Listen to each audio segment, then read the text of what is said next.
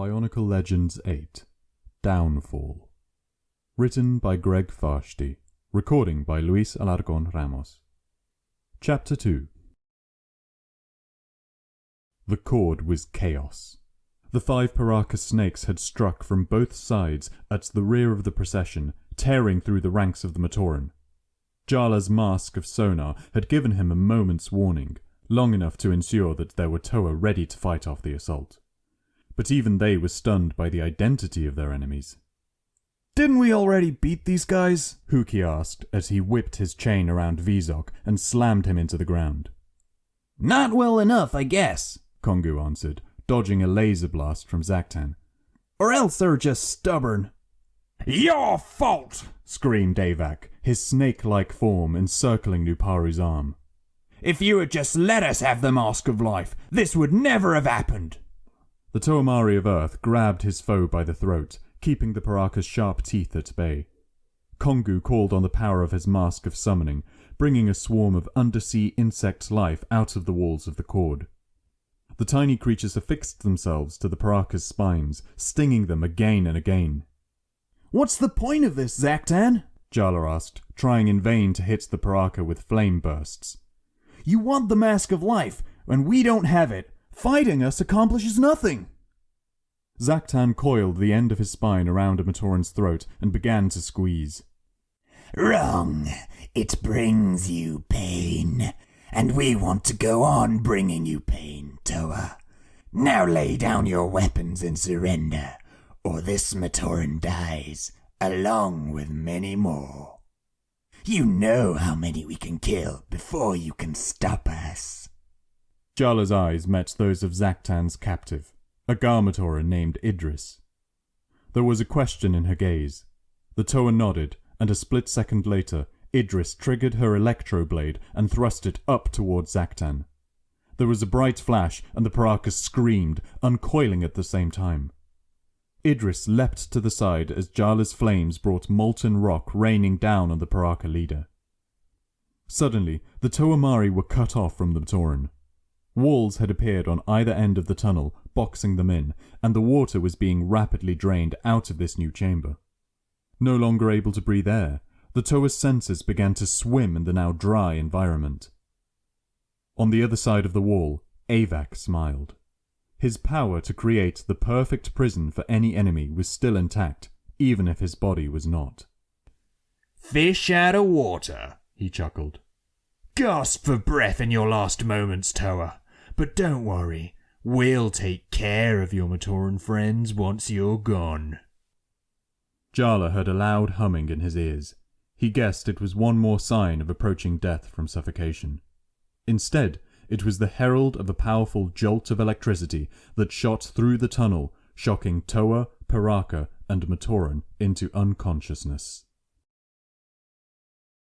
The Toamari of Fire awoke with a start. He was lying face down in a pool of water. Below him, he could see the other Toamari reviving, but no sign of the Paraka or the Matoran. Flipping over, he peered up through the water. He now realized he was near the top of the cord, almost to the point where it emerged on Voyanui. Crouching near the water's edge was Axon, the last remaining guardian of that island. Beyond him, Jala could see the Matoran of Voyanui embracing their brothers and sisters from Mari Nui. "You and the Paraka took the brunt of the blast," said Axon. "I am glad to see you survived." "Me too," said Jala. "Where are the Paraka?" "They have been taken care of," said Axon, his tone making it clear he had no intention of explaining further. "You have been through a war, I see." Jala glanced down. His armor was damaged, as were his weapons, the result of ongoing battles with the Baraki and their armies. "And it's still going on," he replied. Matoro swam up beside Jala. "Meaning it's time for you to stop being so mysterious, Axon.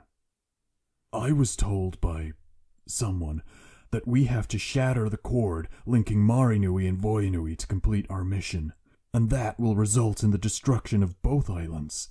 Is that true?" Axon nodded. "It is and it is not. You must destroy the cord, yes, for it holds Voyanui here. And yes, Marinui will be destroyed. But Voyanui will return to its home, and you must go with it. That is where the Mask of Life must be used if the universe is to survive.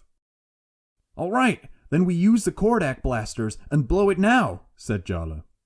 No, Axon answered. you must not. First, you must have the Mask of Life in your hands. For once the cord is shattered, you will have no time to retrieve it. And second, you must give me time to get the Matoran to safety. There are chambers underground where they can stay until Voyanui is back where it belongs. The alternative is they will be swept away by the incredible forces you are about to unleash. Matoro reached up and clasped Axon's hand. You do what you have to then, said the Tower of Ice. We will get the mask.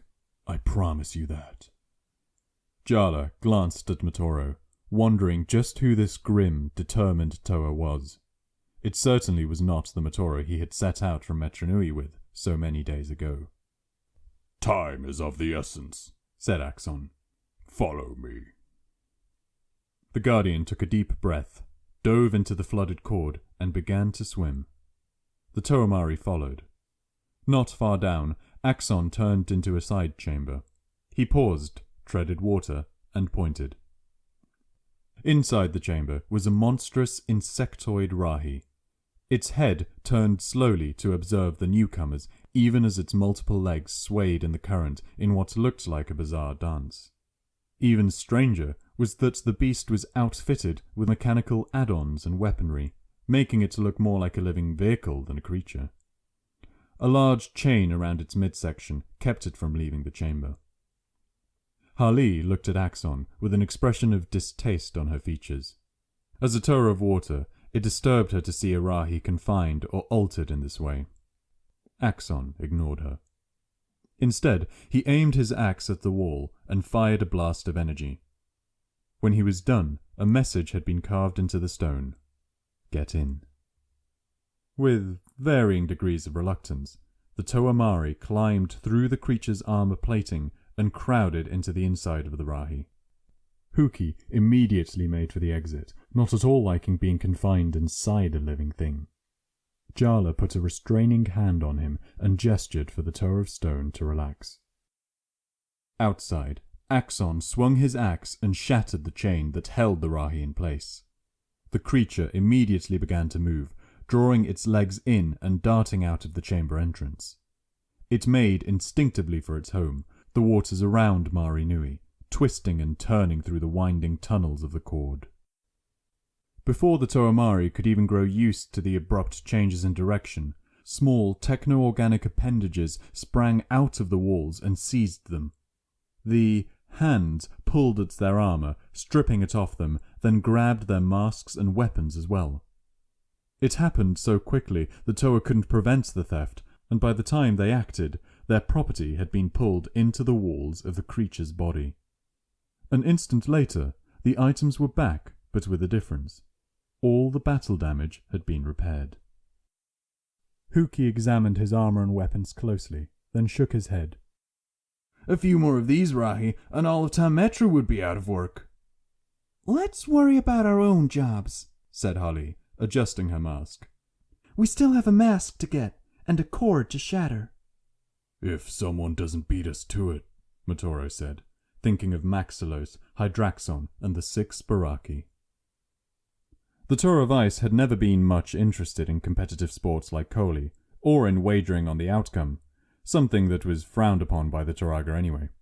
Nor did he like hypothetical questions like, if Tahu and Kopaka fought, who would win? He knew there were always variables, unpredictable circumstances that could affect the outcome of a contest.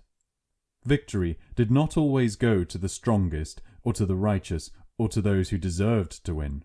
If it did, Makuta would have been ashes long ago. He would never have gambled on the outcome of the Toamari's mission either.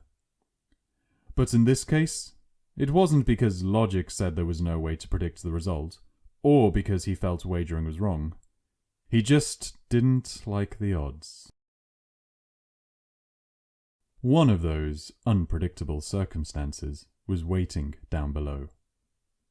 For most of its life, the creature called Gdunka had been a tiny, inoffensive bottom dweller. Although gifted with row upon row of sharp teeth, it was too small to be any real threat to anything bigger than an inch or so. Of course, that was before it took refuge under what it thought to be a strangely glowing rock and began to change. That rock was the mask of life. A minute portion of its power rapidly changed Gdunka from an inoffensive meal for bigger fish to a monstrosity with a mouth big enough to swallow a takea shark whole. However, its intelligence had not grown along with its body. Gdunka was still governed by the same drives it had always been: eat and survive. Now it was simply much better at doing both. Being a territorial creature by nature, it was used to ruling a fragment of a reef or a bit of rock, fighting off all competition for that space. In its new form, it saw potential for claiming a domain a great deal bigger for itself. There was, as always, a problem. Other beings were within the bounds of the area it wanted for itself. It could see 6 of them, all obvious predators, but none as big or as dangerous as Gdunka knew itself to be. They would be easy to get rid of. Gdunka's eyes narrowed. One of the 6 was carrying the glowing rock. That wasn't right. The rock belonged to Gdunka. When they were driven off, that would be left behind, it decided. The creature opened its cavernous mouth and bellowed, the noise scattering prey fish for hundreds of yards around. Gdunka had power, and now it had purpose as well. It began the long swim towards its 6 targets, eager for the thrill of battle. End of Chapter 2.